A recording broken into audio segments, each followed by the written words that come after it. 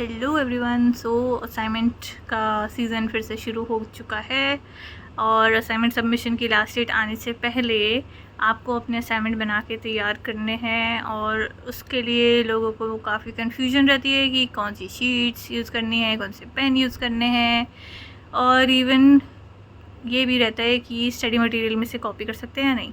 तो मैं आपको बताती हूँ। सबसे पहले तो आप A4 साइज़ की जो इस टाइप की रूल्ड शीट्स आती हैं, ऐसी शीट्स, या फिर इससे बेटर भी आती हैं, या अनरूल्ड भी आती हैं, जो प्रिंट आउट वाला पेपर होता है वो भी आप यूज़ कर सकते हो। या फिर इससे छोटी भी शीट्स आती हैं जो थोड़ी सस्ती भी होती हैं।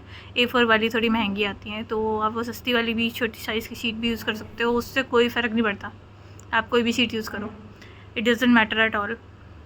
दूसरी बात, कौन सा पेन यूज़ करना है। पेन क्या यूज़ करोगे आप? क्वेश्चन लिखो आप ब्लैक से और आंसर लिखो ब्लू से। थोड़ा आपको अंडरलाइन डेकोरेट जो भी करना है कर सकते हो आप। रेड और ग्रीन पेन मत यूज़ करना, बस उसके अलावा कोई भी यूज़ कर लो, ठीक है। डायग्राम अगर उसमें लिखा है कि बना दो तो बना दो, बहुत बढ़िया। नहीं लिखा है और अगर डायग्राम आपको दिख रहा है कि हाँ इसमें बना सकते हैं तो भी बना दो, बहुत बढ़िया। तो और तीसरी बात कि आप स्टडी मटेरियल से कॉपी कर सकते हो या नहीं, क्योंकि इंस्ट्रक्शन में लिखा होता है कि आपको कॉपी नहीं करना है, बट ऐसा कुछ भी नहीं है। स्टडी सेंटर पे कोई नहीं आपके असाइनमेंट इतने ध्यान से पढ़ता, सच बता रही हूँ मैं। आप स्टडी मटेरियल से कॉपी करके लिख सकते हो, बट बात इतनी है कि आपको मार्क्स के अकॉर्डिंग वर्ड लिमिट में ही रेलिवेंट आंसर लिखना है। स्टडी मटेरियल से भी कॉपी करते हो तो भी ध्यान से देख कर वर्ड लिमिट काउंट करके ही लिखना। वर्ड लिमिट से थोड़ा सा ज़्यादा हो सकता है, बट कम तो बिल्कुल मत लिखना वर्ड लिमिट से। अगर वहाँ पे 1000 वर्ड दिए हैं, जैसे साइकोलॉजी के असाइनमेंट में 1000 वर्ड के 3 आंसर होते हैं, तो मेक श्योर 1000 वर्ड लिखो आप। थोड़े से ऊपर भी कर दो, 50-100 तो चलेगा, बट छोटे मत लिखना। बाकी अगर कहीं पे बहुत सारे ऐसे सब्जेक्ट्स भी हैं जिनके असाइनमेंट में नहीं दिया होता कि कितने वर्ड लिमिट है, तो अब क्या करोगे? तो आप क्वेश्चंस के नंबर दिए होते हैं कि ये 5 मार्क्स का है, 3 मार्क्स का है, 10 मार्क्स का है, तो उसके अकॉर्डिंग भी आप पेजेस जो है वो डिसाइड कर सकते हो। जैसे 3 मार्क्स के क्वेश्चन में half page is enough, 5 marks के क्वेश्चन में 1 पेज या 3/4 पेज वो इनफ है। 10 मार्क्स के क्वेश्चन में आप एटलीस्ट 2 पेजेस लिखें।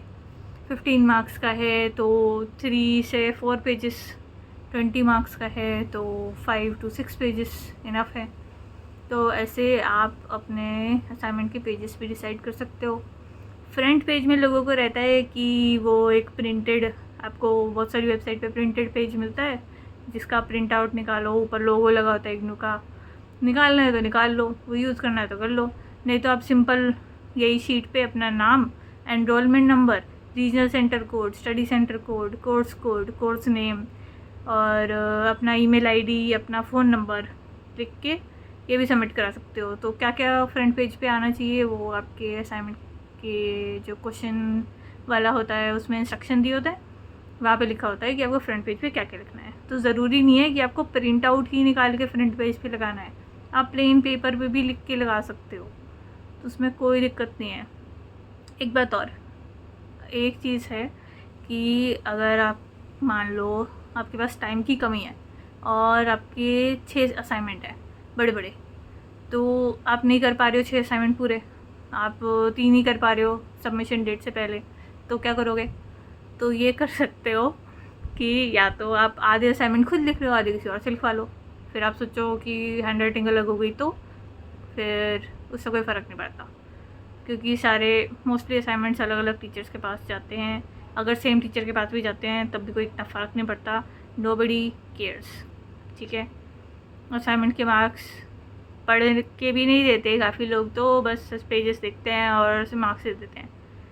तो प्लीज़ इतना ज़्यादा सोचो मत, असाइनमेंट बस अच्छे से बनाओ और ढेर सारे पेजेस यूज़ करके, मतलब कुछ ज़्यादा ही एक्स्ट्रा भी मत कर देना, बट हाँ मार्क्स के अकॉर्डिंग 20-25 पेजेस मिनिमम असाइनमेंट के रखो।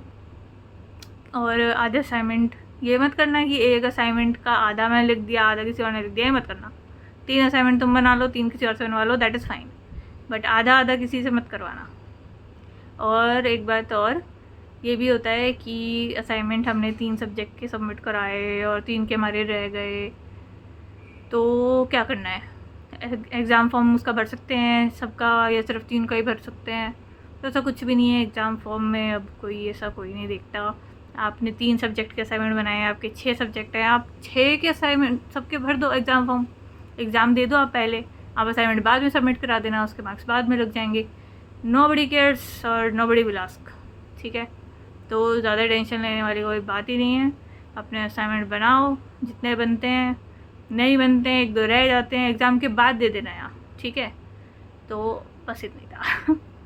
और कुछ अगर पूछना हो तो feel free to comment. Okay, bye.